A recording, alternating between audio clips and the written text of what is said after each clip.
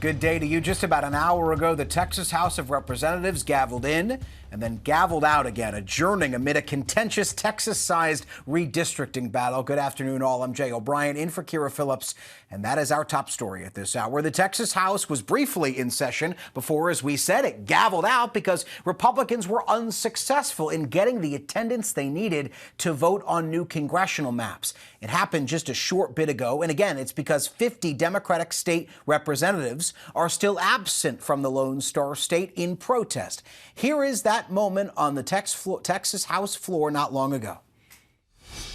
Mr. Guerin moves that the House stand adjourned until 9 a.m. Wednesday. Is there objection? Chair hears none. The House stands adjourned.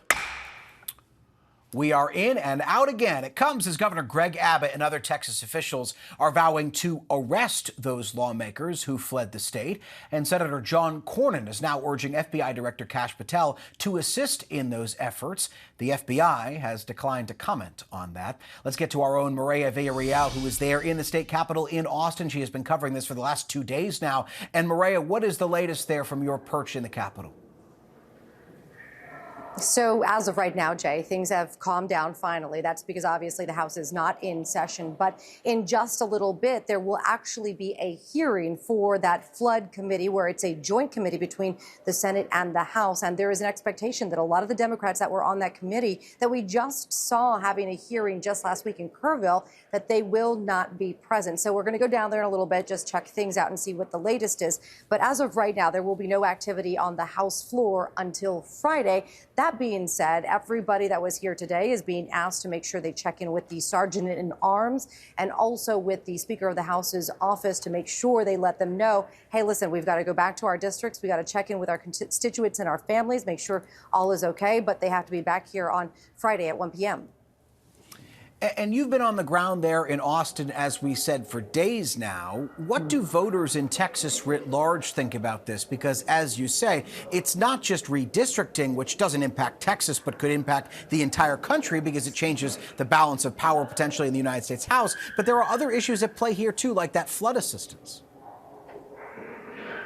You know, I think that's a really good point. And it's interesting, right when the hearing adjourned today, and people were coming out, we heard from some Republicans that were very adamant in saying that the Dems that have broken quorum need to be arrested. And then on the other side of it, you just heard from, Representative Morales. He talked about how this creates a dictatorship. And these are the things that we see happening in, in places like, Latin America. But when you talk to the real people here, not just in Austin, but, back home where I'm from, down in South Texas, a lot of voters are basically saying we are so tired of the political drama that is happening. And a lot of them feel like they are being used, to go back and forth between the Republicans and the Democrats, all dependent on whether they fall in line with, the Trump administration currently. I think there is a sense of frustration that nothing is going to get done, and that really all this is doing is tearing communities apart, pinning neighbors against neighbors. So at this point, I think what voters are asking for is for there to be some sort of compromise and for work to be done. That being said, Jay, listen, the Dems that we have talked to have said we are going to stay out for the long haul. We don't have plans to come back. And if that takes weeks, even months, we're committed to it. I was just about to ask you that, Maria, because the current math seems to be they've got 6 or so Democrats who are there in the state. And so they would only need 6 more because the total number of Democrats they would need for a quorum is 12. So do you get a sense, what is your sense of the resolve of some of these Democrats? Because if just 6 come back, the game is essentially over. I think we can look at what happened in 2021 when we saw a very similar move by the Dems where they broke quorum.